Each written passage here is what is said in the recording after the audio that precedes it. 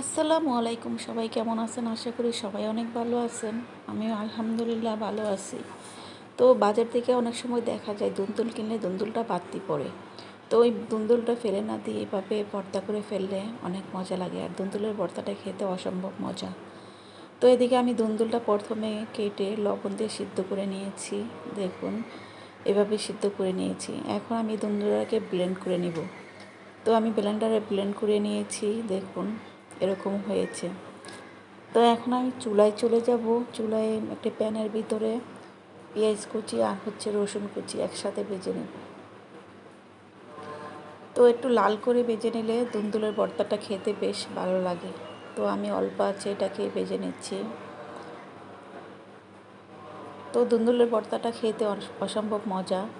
এই কুরবানির সময় গোশত খেতে আর ভালো লাগে না, যদি এরকম একটা ভর্তা হয় তাহলে তো মন্দ হয় না।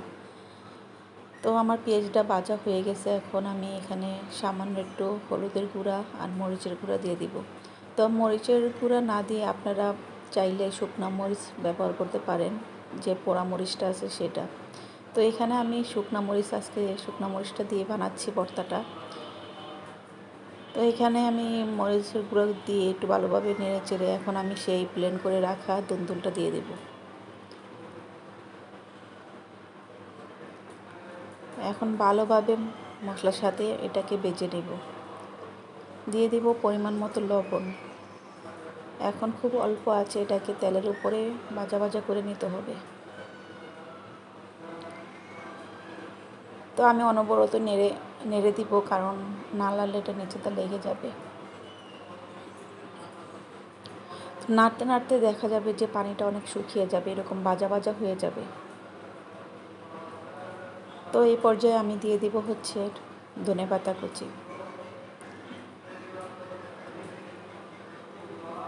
তো এখন ধনেপাতাটা দিয়ে ওলের সাথে ভর্তার সাথে ভালোভাবে মিশিয়ে নিলে হয়ে যাবে আমার মজাদার ভর্তা।